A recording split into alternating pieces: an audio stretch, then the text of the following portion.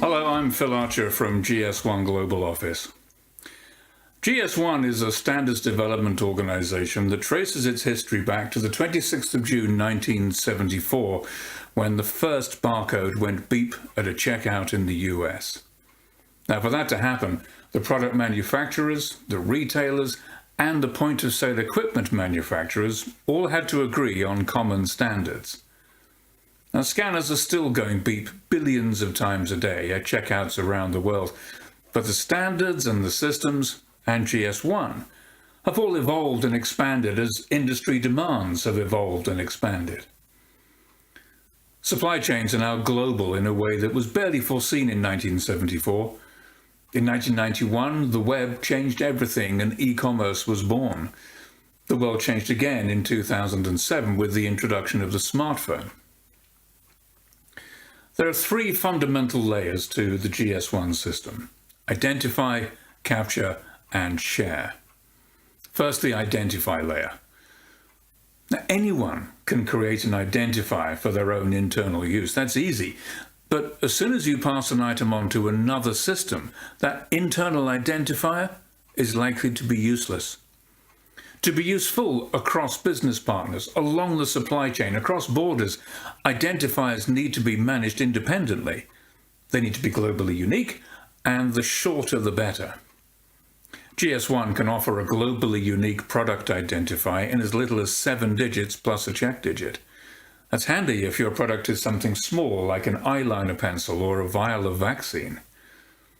We provide standardized globally interoperable identifiers for locations as well, and shipments, and hospital beds and equipment, returnable assets like gas bottles and pallets, railway wagons and more. The capture layer is where barcodes and RFID tags come in. And by barcode, I mean any optical data carrier, whether it's the old familiar one-dimensional code from 1974, a data matrix, a QR, or anything else. There's a similar variety of RFID technologies as well. Finally, there's the share layer. That is the data layer. Now, that can be data about events along the supply chain, passing ordering and delivery information between business partners, and it's foundational data about products.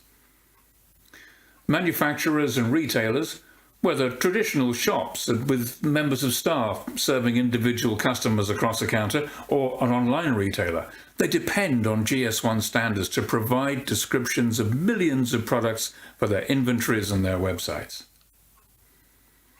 Now, this would be a very long and very boring presentation if I were to list and describe all our standards, but I'll focus on a couple that I think are more likely to be relevant to you for e-commerce. Let's start with images. The GS1 image specification provides substantial and precise detail on different kinds of image. Now, front and back and sides are easy for a rectangle, but what about a cylinder? Is the image straight on or taken from an elevated position? If it's elevated, at what angle? Are shadows shown? This is likely to be of very direct relevance to you. What about images designed for use online on small screens? GS1 offers guidance on how an image may be modified slightly to improve product recognition on the small screen without losing recognition of that same product on the physical shelf. Now, to support our product identification standards, our Verified by GS1 service offers a thin layer of data that allows retailers to be sure that the correct identifier is being used for the correct product.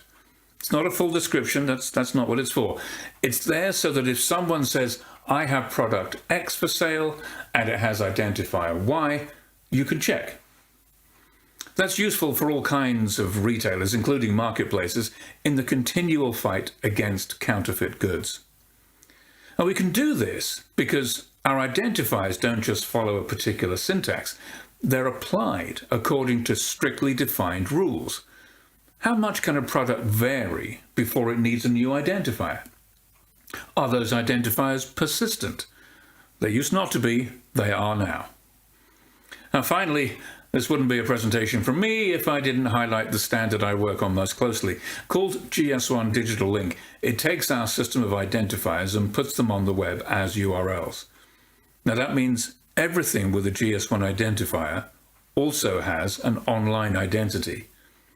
It's based on linked data principles, and it can be used as the starting point for discovering links from that item to any number of associated digital assets using typed links. Now, this isn't the time and place to go into detail, although I'd be very happy to do so on another occasion. But the underlying promise, one day, is to create a trusted, open access, decentralized knowledge graph of products in which GS1 identifiers help to connect products across a vast ecosystem of different sources of data. Looking to the future, we're also involved in things like decentralized identifiers and verifiable credentials. We think that's a technology that'll play a big part in retail and healthcare in the future, as it provides a very high level of certainty regarding data provenance and integrity, even among partners who've never met. Our standards are fully aligned with similar organizations like W3C and ISO, both in terms of the process by which they're developed and the intellectual property checks that we make. You are, of course, very welcome to join those working groups and help to develop the future direction of commerce.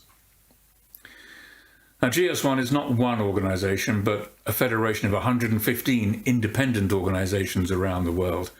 They vary in size, from small ones that just offer the basic identification system through to much larger members of the GS1 Federation who offer quite a large range of data-based services.